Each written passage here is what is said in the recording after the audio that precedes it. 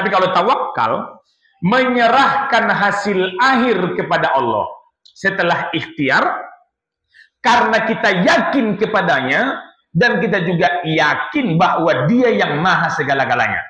Oke, saya ulang, biar mudah dipahami, 3 suku kata intinya. Menyerahkan hasil akhir kepada Allah setelah berikhtiar, karena kita yakin dia yang maha segala-galanya. Maha mengetahui, maha melihat, maha mendengar, dan maha tahu dengan apa yang di hati dan kebutuhan kita. Kalau sudah ikhtiar, kita menyerahkan hasil akhir kepada Allah.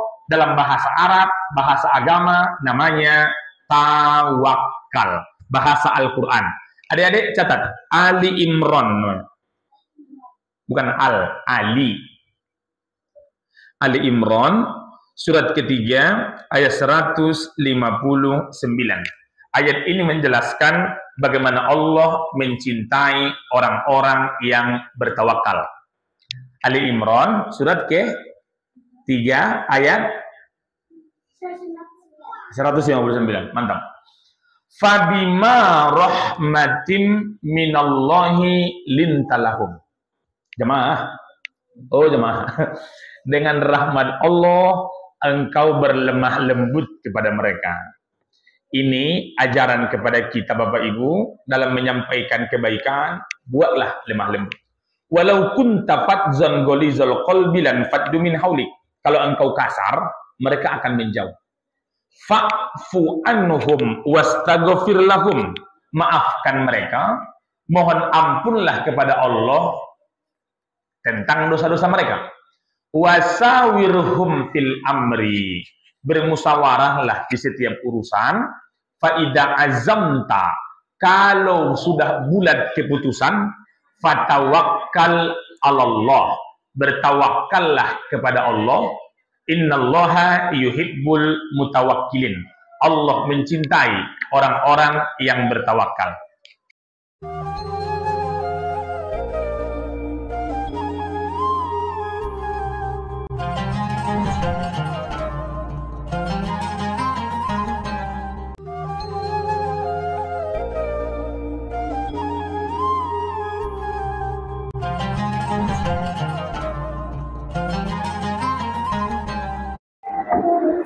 Bismillahirrahmanirrahim. Assalamualaikum warahmatullahi wabarakatuh.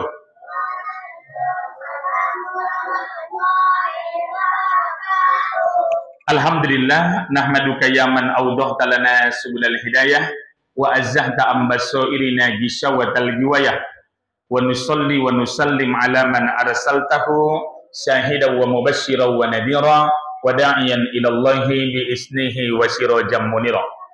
Ashhadu an la ilaha illallah wahdahu la syarikalah wa ashhadu anna Muhammadan abduhu wa rasuluh al-mab'usu rahmatan lil alamin. Allahumma salli ala sayyidina Muhammad wa ala ali sayyidina Muhammad.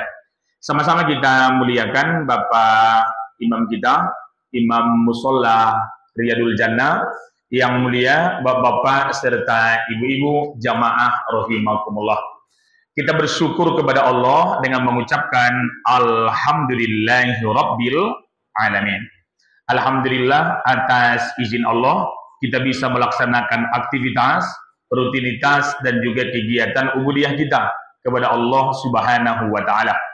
Mudah-mudahan apapun yang kita laksanakan ini merupakan bagian dari amal ibadah kita di bulan Jumadil Awal ini. Amin ya rabbal alamin.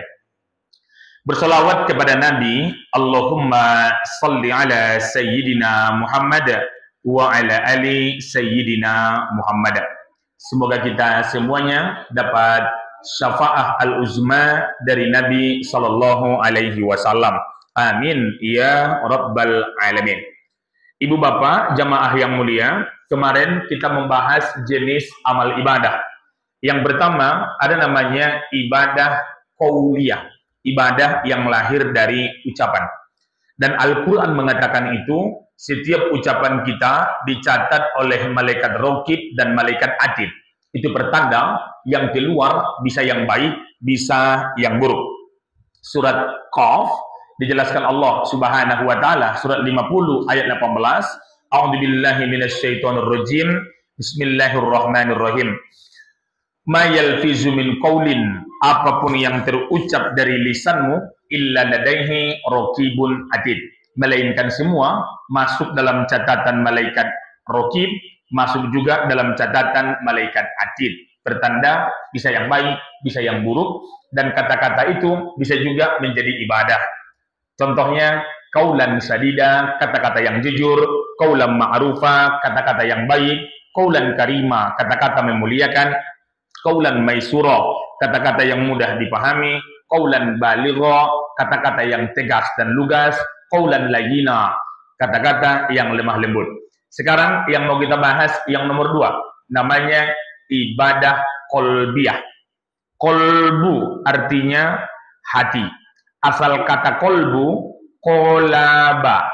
Kolaba artinya berubah-ubah. Kenapa bahasa Arabnya hati itu kolbu? Karena hati manusia mudah berubah-ubah. Hari ini kita suka dengan orang, mungkin besok lusa kita benci lihat dia. Atau sebaliknya, hari ini jangankan menengok dia, menengok jemurannya pun mau muntah kita. Tapi rupanya 2 tahun yang akan datang dia menjadi besan kita. Bisa terjadi nggak? Bisa. Makanya pesan Nabi, ahbib habibaka haunan ma. Kalau suka sama orang, sukalah biasa saja. Asa ayyakuna bagidoka yauman ma. Boleh jadi nanti yang paling kau benci di suatu saat. Wa bagidoka yauman ma. Kalau marah sama orang pun, marahlah biasa saja. Asa ayyakuna habibaka yauman ma. Bisa jadi nanti dia yang orang paling kau cintai di suatu saat. Ustadz, ngapain megang pena? Kata jamaah yang ada di kamera. Ini menulis catatan bahan supaya nanti anak-anak bisa menconteknya. Ibadah qalbiyah banyak Pak Ustadz. Ada 7 yang mau Ustadz bahas. Yang pertama, kalau orang nanya, apa ibadah qalbiyah? Ibadah yang lahir dari hati, dilakukan oleh hati, hanya kita dan Allah Subhanahu wa taala yang mengetahui. Orang lain tidak tahu apa-apa tentang hati dan di dalam diri. Mantap kali kata-kata itu, susah mengulangnya itu. Ibadah qalbiyah artinya ibadah yang lahir dari hati, dilakukan oleh hati, orang lain tidak mengetahui, hanya kita dan Allah Subhanahu wa taala yang mengetahui, dan juga diri kita yang mengetahui, orang lain tidak. Saya buat contoh. Manusia seringkali terjebak kepada casing, terjebak kepada penampilan daripada kepada isi. Contoh, jamaah. Oh, jamaah. Alhamdulillah. Begini analoginya. Suatu saat ketika Ustadz Andi sedang ceramah, tiba-tiba di pintu itu ibu saya datang, ibu kandung. Waktu dia datang, saya pun heran kan, kok bisa datang, kok tahu tempatnya. Rupanya memberikan kejutan untuk anaknya yang sedang ulang tahun. Contoh, ketika dia datang, sedang ceramah, mikrofon langsung dicabut, kemudian saya salam dia, karena rasa saking rindunya, sampai-sampai saya cium kakinya. Bukan tangan, kaki. Ketika mencium kakinya, itu anak yang durhaka, anak yang sombong, atau rendah hati? Banyak tidak, itu orang yang sombong. Kok bisa kan gitu? Padahal secara kasat mata, itu anak yang berbakti. Tapi kenapa Ustadz bilang menjadi orang sombong? Bisa jadi saya melakukan itu karena ada kamera, biar orang tahu saya anak yang berbakti. Bisa jadi saya melakukan itu karena orang sedang ramai, biar jemaah tahu saya siapa. Itu pertanda kita terjebak kepada casing, tapi lupa dengan isi. Karena kalau casing, orang bisa melakukan pencitraan, padahal dia pakainya Vaseline dan Marina. Contoh, maksudnya apa? Bisa dimanipulasi, bisa dibuat-buat. Dari bahasa kerennya namanya personal branding. Bahasa kasarnya pencitraan kata orang. Jadi yang dari luar bisa kita buat-buat, tingkah laku bisa kita rekayasa, tapi kalau ibadah qalbiyah, urusan kita dengan Allah, orang lain tidak tahu. Kalau ibu ingin bukti, ibu, saya sekarang diam. Kira-kira ibu tahu nggak saya ngomong apa dalam hati? Artinya ibadah qalbiyah itu juga hanya kita dan Allah yang mengetahui. Orang lain hanya bisa memprediksi, orang yang melihat hanya bisa mengira-ngira. Sama dengan psikolog. Pernah dengar itu? Psikolog atau psikiater Oh, ini nampaknya dia seperti ini. Oh, penyebabnya begini, begini, begini. Itu pasti atau mungkin? Mungkin iya, mungkin tidak kan? Tapi yang tahu tentang keadaan yang sesungguhnya, hati seseorang yang melakukan. Jadi ibadah kolbiyah itu ada 7. Ya, banyak sebenarnya. Tapi sampelnya kita buat 7 supaya mudah kita pahami. Yang pertama, ada yang disebut namanya taubatan nasuha. Ustaz, ini kipas angin mohon dimatikan. Karena berbayang-bayang sakit pula mata melihatnya. Tentang taubatan nasuha. Adik-adik, ibadah kolbiyah yang pertama, taubat, bukan tauisi. Taubatan nasuha. Iya, nasuha. Nama suratnya, dicatat ya, surat At-Tahrim, urutan surat 66, nomor ayat yang ke-8. Ya ayyuhalladzina amanu, wahai orang yang beriman. Tubu ilallah taubatan nasuha. Bertaubatlah kepada Allah dengan taubat nasuha. Taubat, tabayatubu taubatan artinya kembali. Halo?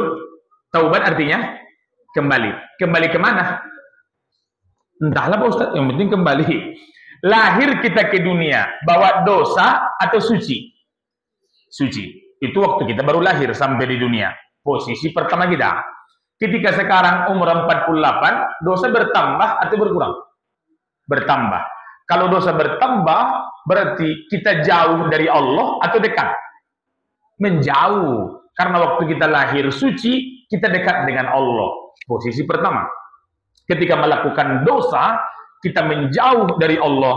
Allah menjauh dari kita. Posisi kedua. Ketika kita taubat, taubat artinya kembali ke posisi awal yang dekat kepada Allah Subhanahu wa taala. Karena tadi at-taibu minaz zambi, orang-orang yang taubat dari dosanya, kamal la zambalaha, seperti orang yang tidak berdosa. Taubatan nasuha. Nasuha secara bahasa artinya sungguh-sungguh. Sungguh-sungguh bagaimana Pak Ustadz? Ustadz buat gambaran tentang nelayan di Sungai Siak. Ibu, ada seorang laki-laki namanya Pak Ansor, dia nelayan di Sungai Siak, menjala dan memancing ikan naik perahu dayung selama 25 tahun. Si Ansor ini, ibu-ibu, ketika berenang lancar lihai luar biasa, menyelam, dia ahlinya. Satu saat si Ansor mengajak kawannya, namanya Burhan, untuk mancing. Burhan ini kerja di BPN, Badan Pertanahan Nasional. Yang dia urus tanah sengketa, tanah warisan, tanah yang tak jelas suratnya. Jadi tak pernah urusan air dan tak pandai dia berenang. Bisa berenang? Bisa. Cuma gayanya gaya batu. Jadi suatu saat ketika si Ansor yang 25 tahun jadi nelayan mengajak si Burhan, ayo mancing ke Sungai Siak. Ketika mereka sedang mancing mania, mantap. Lewatlah kapal besar. Kalau kapal besar lewat, ombaknya besar atau kecil? Karena besar, kapal perahu dayung, terbalik. Ketika terbalik, luar biasa. Si Ansor terjatuh, tapi bisa menyesuaikan keadaan. Yang paling kasihan si Burhan, langsung gaya batu, langsung tenggelam. Ditengok sama si Ansor, tak nampak. Rupanya menyelam dia ke bawah, kelihatan. Kawan itu sudah pingsan, di bawah arus Sungai Siak. Tapi masih hidup. Ketika dibawa ke atas, akhirnya dia pun sadar. Ibu, ketika si Burhan sadar, besoknya diajak mancing ke Sungai Siak, masih mau nggak? Si Burhan? Enggak. Akan timbul trauma dan ketakutan. Itulah yang disebut dengan nasuha. Jangankan untuk melakukan dosa, teringat dengan dosa masa lalu, timbul trauma dan ketakutan, baru disebut namanya nasuha. Tapi kalau teringat dengan dosa, masih bangga, menceritakan kesalahan, masih bangga, berarti something wrong. Ada sesuatu yang salah. Jadi ayat yang tadi mengatakan, ya ayyuhalladzina amanu, wahai orang beriman, tubu ilallah, taubatan nasuha, bertaubatlah kepada Allah dengan sebenar-benar taubat, asa rabbukum, mudah-mudahan Allah ayyukaffiru ankum sayyiatikum, menghapuskan dosa-dosamu masa lalu atau masa depan? Masa lalu. Wa yudkhilukum jannatin tajri min tahtihal anhar. Kalau dosa diampunkan Allah, surga menjadi tempat orang-orang yang tadi dapat ampunan Allah Subhanahu wa taala. Yauma la yukhzillahu an-nabiyya walladzina amanu ma'ah. Saat itu Allah tak mungkin mengecewakan orang beriman, tidak mungkin mengecewakan nabi-nabinya. Ibu, janji kecewa ada hubungannya enggak? Bu, janji, 1, 2, kecewa. Bisa dihubungkan? Bisa. Yang sering kecewa, yang berjanji atau yang dijanjikan? Yang dijanjikan. Di ayat ini tadi Allah memberikan surga mengampunkan dosa orang bertaubat. Yang berjanji kita atau Allah? Allah. Dan kita yang dijanjikan. Di ayat ini disebutkan tak mungkin Allah mengecewakan orang beriman dan nabi-nabinya. Pertanda, Allah tidak mungkin ingkar janji. Sering kita sebutkan, innaka la tukhliful mi'ad. Sesungguhnya engkau ya Allah tak mungkin mengingkari janji-janjimu. Poinnya, jamaah yang mulia, itu ibadah qalbiyah pertama tentang taubat. Tak kita perpanjang karena 8 bulan lalu ini pernah kita bahas. Jamaah yang saya muliakan, kalau orang bertanya, apa yang kedua Pak Ustadz? Namanya tawakal. Terus dulu, kalau yang pertama tadi, taubatan nasuha. Oke, tawakal. K-nya 2, tawakal.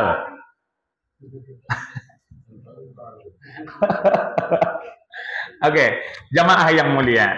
Kita cek dulu ya tentang taubat yang tadi, caranya bagaimana.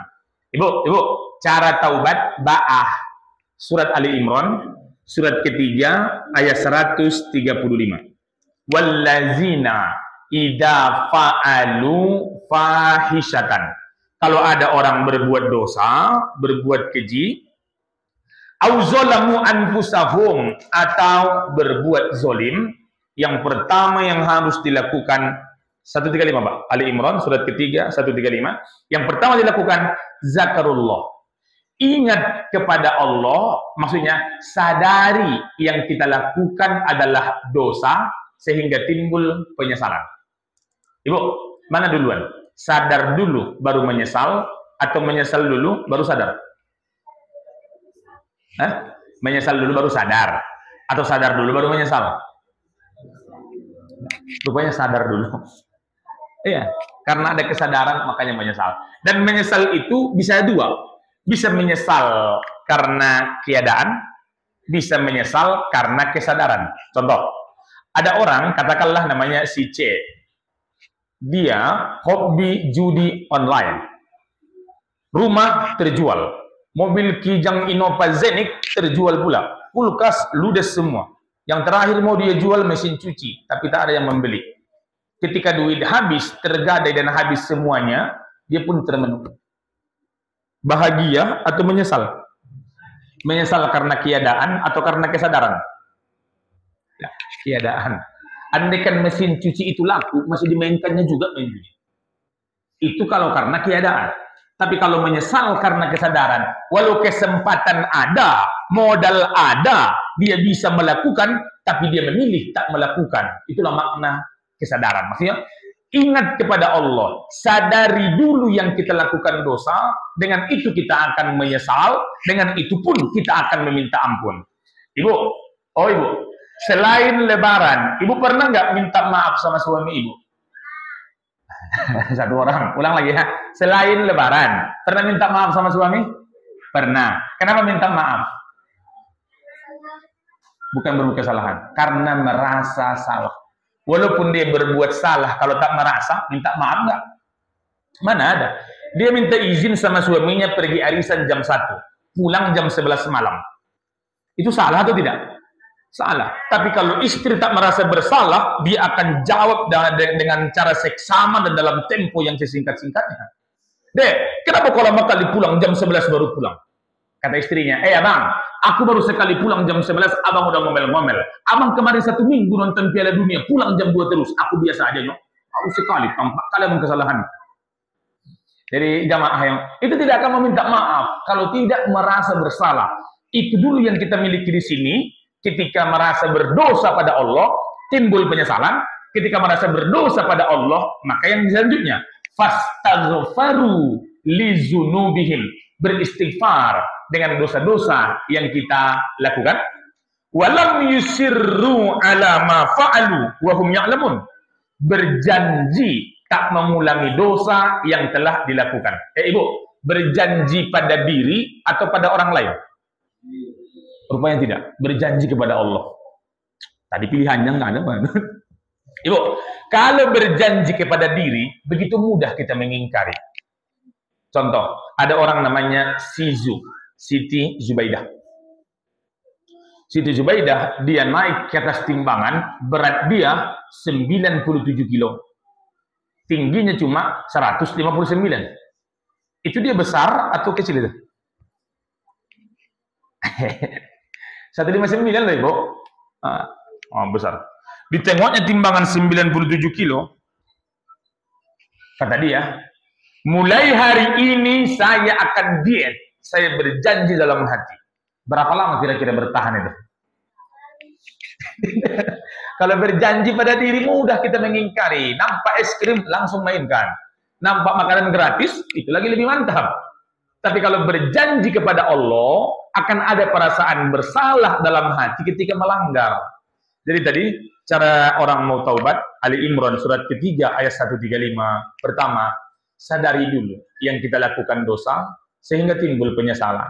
Kalau sudah menyesal, kita beristighfar kepada Allah dengan dosa-dosa masa lalu.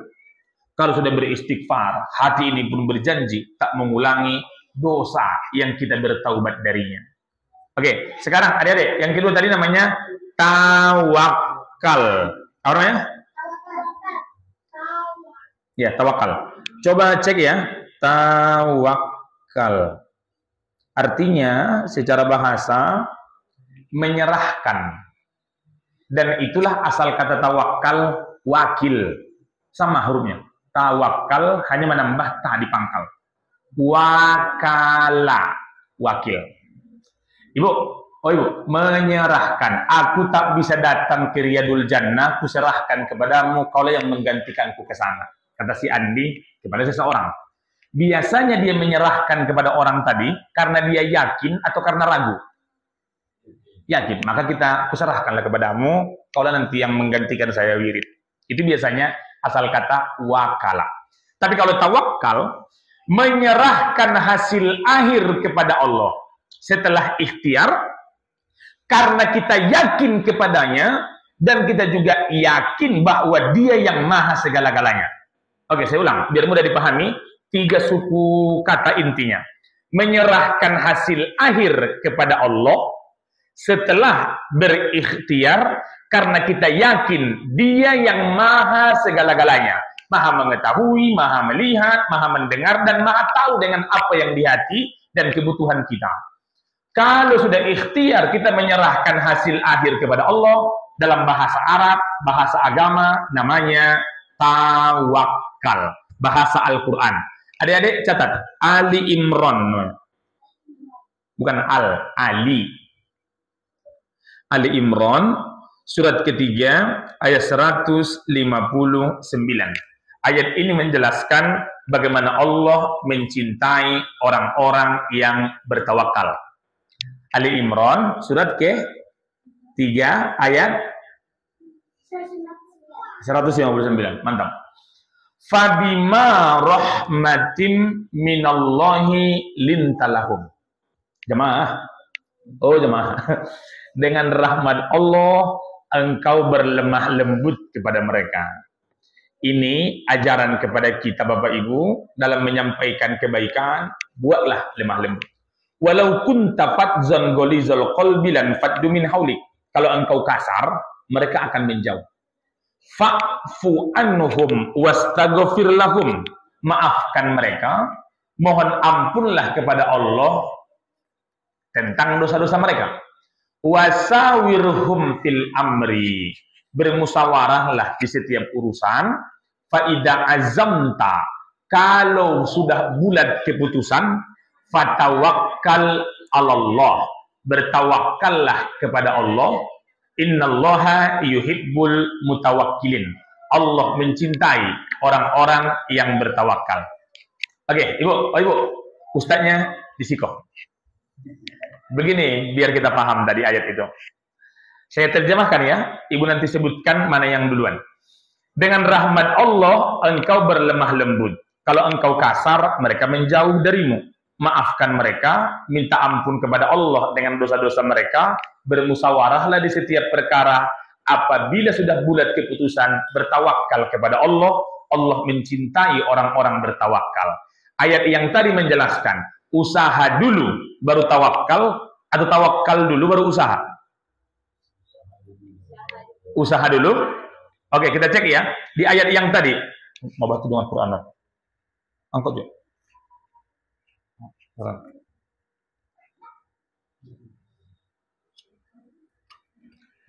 Kita cek ya. Berlemah lembut itu tawakal atau ikhtiar? Ikhtiar. Apa itu ikhtiar Pak Ustadz? Bahasa kita asal kata ikhtiar khairun. Khairun artinya baik. Ikhtiar melakukan usaha yang baik-baik. Ikhtiar. Kalau usaha itu umum. Kalau ikhtiar hanya yang baik-baik doang. Contoh merampok, usaha enggak tuh? Usaha. Menjual narkoba? Tapi tak disebut ikhtiar. Kalau ikhtiar harus ada mengandung niat yang baik dengan cara yang baik, tak bertentangan dengan syariat, baru disebut namanya ikhtiar. Berlemah lembut itu bagian dari ikhtiar. Jangan berlaku kasar, ya sama lemah lembut, ikhtiar juga. Juga disebutkan di ayat ini bermusyawarah. Bermusyawarah. Ikhtiar atau tawakal? Ikhtiar juga bermusyawarah. Apa pendapatmu? Yuk, apa pendapatnya? Ini bagaimana pandanganmu? Itu ikhtiar untuk menggapai mana yang terbaik. Faida azamta, kalau keputusan udah bulat, udah musyawarah, udah berikhtiar, hasil akhirnya serahkan kepada Allah, dan apapun hasilnya kita menerima dengan tulus dan bahagia, baru disebut namanya tawakal. Contoh, ibu, anak ibu perempuan, katakanlah namanya Sarmila, panggilannya Yanti, nama panjangnya Sarmila Yanti. Ujian CPNS, ada itu kan ujiannya? Ada, masuk PNS, ada ujian CPNS. Dia kursus lah selama 3 bulan. Itu ikhtiar atau tawakal? Ikhtiar. Sampai di lokal dia menjawab soal ujian. Lagi-lagi ikhtiar. Ketika sudah selesai dia jawab, dia letakkan di meja pengawas. Pas meletakkan ini, ikhtiar atau tawakal? Masih ikhtiar lah. Karena kalau dia jawab pun dia bawa pulang, tak laku itu. Masih ikhtiar. Setelah sudah diletakkan, sudah selesai. Kemampuan kita sama atau beda?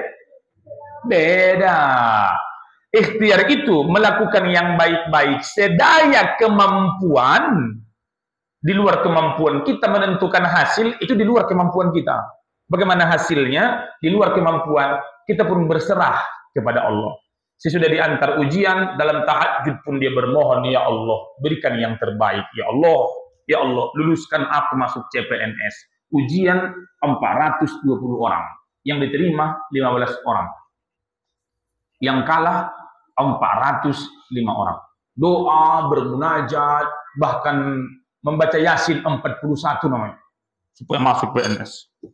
Pas pengumuman, rupanya si Yanti tadi ranking 16. Yang diambil 15. Lulus atau gagal? Gagal. Kira-kira ibunya dia, ibu si Yanti, bahagia atau bersedih? Kalau bersedih berarti belum tawakal.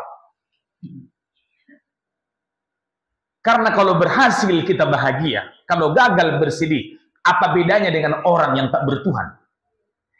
Orang-orang tak bertuhan, orang-orang ateis normalnya begitu. Dia memaki-maki kalau gagal. Dia euforia namanya.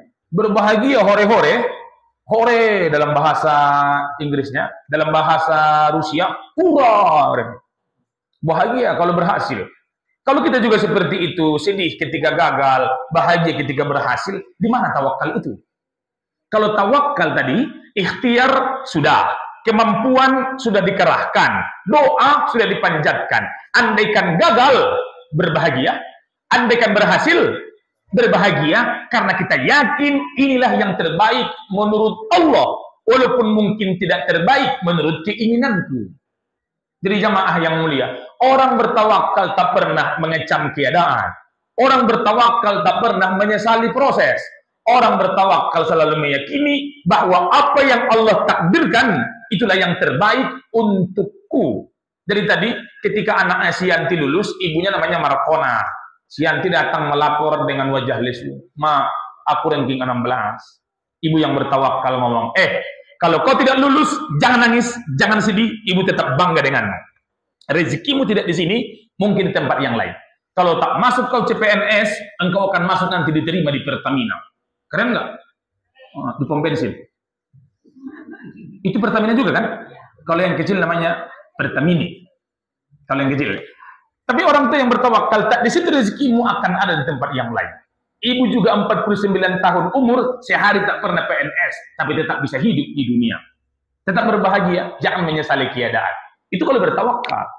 Jadi jamaah yang mulia, kalau sempat bunuh diri gara-gara keadaan, sempat ngomong macam-macam gara-gara tidak lulus, itu bukan ciri orang yang bertawakal kepada Allah. Kalau masih bersedih ketika gagal, terus yang selama ini ya Allah kuserahkan kepadamu hasil akhirnya. Gimana pembuktiannya?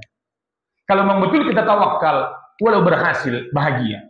Gagal pun tetap berbahagia, karena keyakinan kita yang terbaik menurut Allah. Walaupun tidak sesuai dengan keinginanku di dalam hati. Oke, biar nyambung tentang tawakal. Tulis dulu, rumus tawakal ada 4. Luar biasa. Catatanmu udah habis. ada 4. Ya sabarlah, yang lain belum. Pertama, namanya ikhtiar.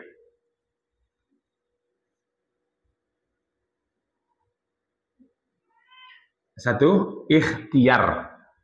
Kita cek ya, nama suratnya Al-Insyirah. Surat 94, Al-Nasrah maksudnya. Ayat 7 dan ayat 8. Kita akan menengok di sana tentang ikhtiar. Faiza faragh tafan sobat. Farogo artinya mengerjakan sesuatu dengan tuntas, bukan setengah-setengah. Dia mengerjakannya dengan totalitas, bukan sambil-sambilan. Dalam bahasa Arab namanya farogo. Kita buat terjemahannya biar mudah dipahami. Apabila engkau selesai mengerjakan satu pekerjaan, engkau selesaikan dengan kemampuan totalitasmu, kapasitasmu, fansobba, maka kerjakanlah pekerjaan yang lain. Itu tawakal atau ikhtiar. Ikhtiar. Makanya faidah faraghta itu mengerjakan satu pekerjaan, maksudnya kerja keras, kerja cerdas, sekaligus kerja tuntas, kerja totalitas, kerja ikhlas. Baru disebut dengan faragh tafan sob. Tapi kalau sambil-sambilan, Ibu, kalau tukang totalitas, dia memasang batu dalam satu hari, bisa nggak dia pasang 20 meter? Satu tukang. Nah, bisa lah. Ke atas 4, ke samping 5. Berdua mereka, satu kenek, satu tukang. Totalitas. Tapi kalau setengah-setengah, sedikit-sedikit istirahat, sedikit-sedikit ambil makanan, sedikit-sedikit minta kopi, satu hari mereka selesai hanya 3 tumpuk bata. Lebarnya cuma 60 cm. Bisa terjadi? Bisa, dengan dalih ini semennya begini. Ini batunya tadi basah begini. Kenapa? Tidak totalitas. Kalau totalitas, ayat ini mengajarkan tadi, segala kemampuanmu arahkanlah menurut kemampuanmu. Kerja keras, faidah faraghta fansab, kerjakan pekerjaan yang lain. Kalau sudah selesai, mengajarkan kita tentang ikhtiar. Tapi di ayat 8, wa ila rabbika farghab, kepada Allah engkau berharap, kepada Allah engkau meminta, kepada Allah lah engkau menggantungkan persoalanmu, menggantungkan hidupmu. Pertanda bahwa ikhtiar terlebih dahulu sebelum tawakal itu kita serahkan kepada Allah. Karena tidak bisa juga tawakal doang tanpa ikhtiar. Habis subuh tidur dia, dibangunkan istrinya. Bang, bangunlah kerja. Rezeki sudah dijanjikan Allah. Kita bertawakal kepada Allah. Salah. Siang dia bangun, lapar. Dek, mana nasi? Kita serahkan kepada Allah Subhanahu. Tak bisa begitu. Harus ada ikhtiar. Faidah faragta. Halo, adik-adik. Rumus kedua tawakal. Doa. Doa. Cek surat Ghafir. Surat 40. Nomor ayat 60. Surat 40 ayat 60. Nah, kepada pemirsa yang ada di rumah, ini ayatnya. Surat 40 ayat 60. Kalau kameranya bagus, nampak yang tadi itu. Oke, jemaah yang mulia, Ibu, usaha ikhtiar adalah menurut kemampuan kita. Kemampuan kita ada batasnya? Pasti ada batasnya. Contoh, ada orang yang bisa, Bapak Ibu, disuruh bertukang. Tapi disuruh memancing, tak bisa. Berarti kemampuannya berbeda-beda. Ada orang, kalau mancing sabarnya minta ampun. Dari jam 7 pagi sampai jam 5 sore, begini aja di situ. Tahan Bapak Ibu.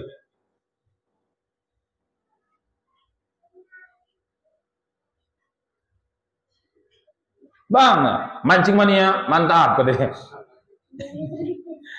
Jadi jamaah yang saya iya, kemampuan kita berbeda-beda. Tapi andaikan mungkin saya disuruh memancing itu selama 10 jam diam doang, kalau tak dapat dalam 5 menit, ini pancing dengan apa nih? Bam, lemparkan. Karena kesabaran orang juga berbeda-beda. Kualitasnya, batasnya tidaklah sama. Maksudnya apa Pak Ustadz? Ikhtiar itu kemampuan kita. Bisa keilmuan, kemampuan fisik, dan pasti ada batasnya. Tapi kalau doa, dalam tanda petik namanya jalur langit. Pernah mendengar itu? Allah yang maha segala-galanya, kita bermohon kepadanya. Kita cek ya, surat Ghafir ayat 60. Wa qala rabbukum, Tuhanmu berfirman, ud'uni astajib lakum. Berdoalah kepadaku, aku akan mengijabah doa-doamu. Berdoalah kepadaku. Perintah, himbauan, atau larangan? Perintah.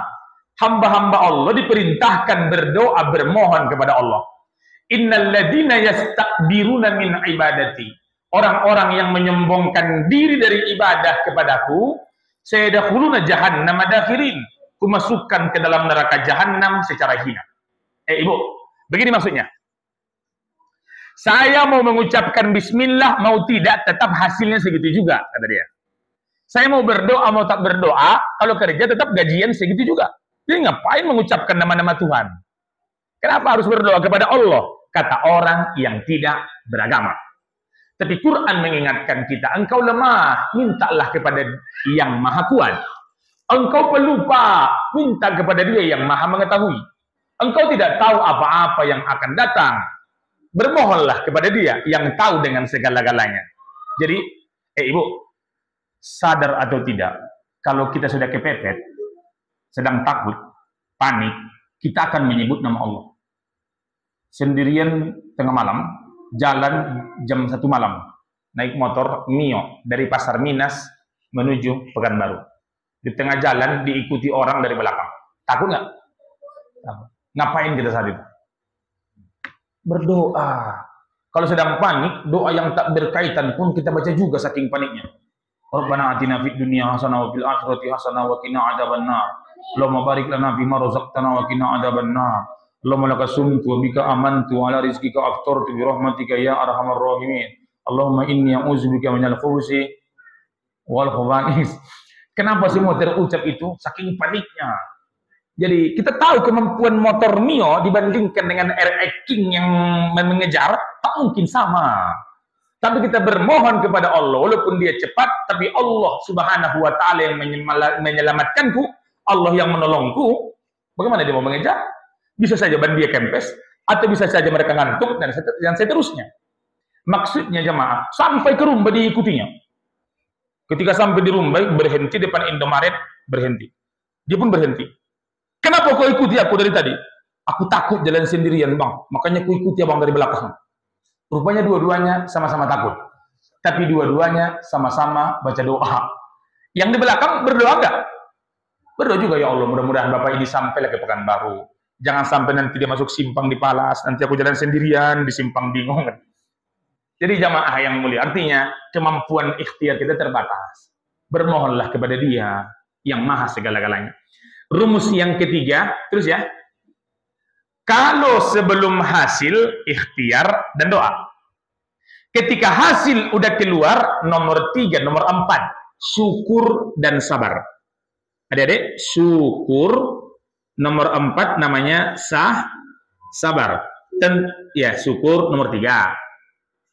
Syukuri, enggak, syukur yang ada. Syukur, surat Ibrahim, surat 14, ayat yang ke-7. Wa itta'azzana rabbukum. Dan ingatlah ketika Tuhan memaklumkan. La in syakartum la azidannakum. Jika engkau bersyukur, janji Allah akan menambah. Wa la in kafartum inna adabi lasadid. Ketika engkau kufur, adab Allah sangat pedih. Adik-adik, yang keempat, sabar. Sabar. Surat Ali Imran, surat yang ketiga, ayat 200. 200. Nanti kita sambungkan tempat-tempatnya biar mudah kita pahami. Kepada pemirsa yang di rumah, sabar dulu ya. Kita tulis dulu semua, baru kita simpulkan. Ya ayyuhalladzina amanusbiru. Wahai orang beriman, bersabarlah. Wasabiru, tingkatkan kesabaran. Warabitu, mawas diri dan waspadalah. Wattaqullah, takutlah kepada Allah. La'allakum, bukan tak takut, tuflihun. Takutlah kepada Allah, bertakwa. Semoga engkau menjadi orang yang beruntung. Begini maksudnya. Tadi Siti Zubaidah, dia melamar PNS. Rupanya dia lulus ranking 13 dari 15 yang diambil. Kalau dia bersyukur, dia tidak akan mengatakan ini karena saya pintar, karena saya hebat, sekolahnya dulu kuliah di sini, kemampuan saya bahasa Inggris begini. Dia mensyukuri ini ujian dari Allah. Dan kalau saya bersyukur, janji Allah menambah. Kalau saya kufur, adab Allah sangat pedih. Orang selama ini menganggap kalau gagal baru ujian dari Allah. Kalau berhasil, enggak. Itu kenikmatan, nikmat dari Allah. Begitu kan orang berpikir kadang-kadang. Kalau kaya, itu nikmat. Kalau susah melarat, ujian. Padahal dua-duanya adalah ujian. Orang bisa diuji dengan kekayaan. Bisa nggak? Bisa. Diuji dengan kemiskinan? Bisa. Tapi jangan lupa, seringkali kecelakaan fatal terjadi di jalan tol bebas hambatan.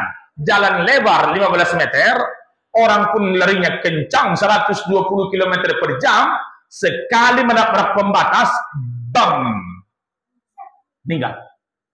Tapi tidak mungkin 120 km per jam kalau lewat kelok 44. Apa maksudnya Pak Ustadz? Orang sering gagal kalau diuji dengan kekayaan, lupa diri, lupa Tuhan, lupa daratan. Tapi seringkali orang bermohon meminta kepada Allah ketika diuji dengan kesusahan. Apa maksudnya Pak Ustadz? Tawakal tadi harus ada ikhtiar, bermohon kepada Allah. Setelah hasil keluar, apapun tetap bahagia. Kalau datang sesuai dengan yang diharapkan, bersyukur, bahagia. Andai tak sesuai pun dengan hati, bersabar, tetap bahagia. Ini yang terbaik menurut Allah, bukan menurutku. Maka andaikan bersuuzon, terus dulu, jangan berburuk sangka kepada Allah. Jangan berburuk sangka kepada Allah.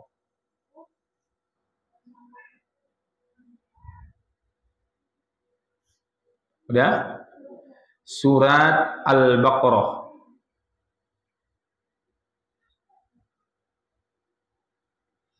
Surat kedua, ayat 216. Kutiba alaikumul qital wa huwa kurhul lakum. Wa asa an takrahu syai'a wa huwa khairul lakum. Bisa jadi engkau membenci sesuatu, tapi itulah yang terbaik untukmu. Wa asa an tuhibbu syai'a wa huwa syarrul lakum. Boleh jadi engkau mendambakan sesuatu, tapi tak baik untuk masa depanmu. Wallahu ya'lamu wa antum la ta'lamun. Allah yang maha mengetahui, engkau tidak mengetahui masa depan, masa yang akan datang. Jadi jamaah yang mulia, halo adik-adik, balasan Allah kepada yang bertawakal. Balasan kepada orang bertawakal.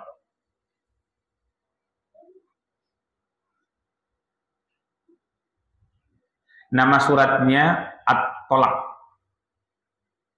Surat 65, nomor ayat yang ketiga.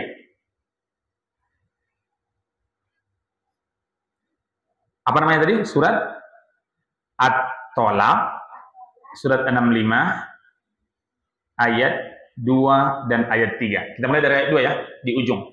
Wa may yattaqillaha yaj'al lahu makhraja.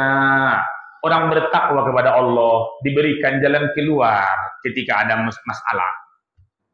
Wa yarzuquhu min haitsu la yahtasib. Kami berikan rezeki yang tak disangka-sangka. Wa may yatawakkal 'alallahi fahuwa hasbuh. Orang yang menyerahkan urusan kepada Allah, Allah akan mencukupinya. Itu janji kepada orang yang bertawakal di ayat ini. Menurut akal kita, tak mungkin anak 5 orang bisa kita kuliahkan dengan gaji 3.200.000. Tapi ketika Allah yang mencukupkan, bisa terjadi nggak? Bisa. 5 orang anaknya, 5 kuliah. Bukan kuliah biasa. Ada yang kedokteran, ada yang dokter manusia, ada yang dokter hewan, ada yang polisi, ada yang polisi setengah, namanya Satpol PP, maksudnya sekolahnya. Ada pula yang misalkan di Dirjen Pajak, karena sekolahnya STAN, Sekolah Tinggi Akuntansi Negara, mahal luar biasa. Menurut akal sehat dia, tak mungkin anak yang 5 ini bisa kuliah dan sekolah. Tapi ketika Allah mencukupkan bagi orang yang bertawakal, wa may tawakkal 'ala Allah fa huwa hasbuh. Orang yang bertawakal, Allah akan cukupkan. Ibu, cukup menurut saya, cukup menurut ibu, sama atau beda? Beda. Tapi kalau sudah cukup menurut Allah, bagi saya pas, bagi ibu pun pas. Jadi jamaah, kepada orang yang tawakal, supaya tidak terjadi ketakutan di masa depan, supaya tidak was-was menempuh masa yang akan datang, supaya tidak menyalahkan keadaan ketika tak sesuai dengan yang kita inginkan. Rumus adalah tentang tawakal.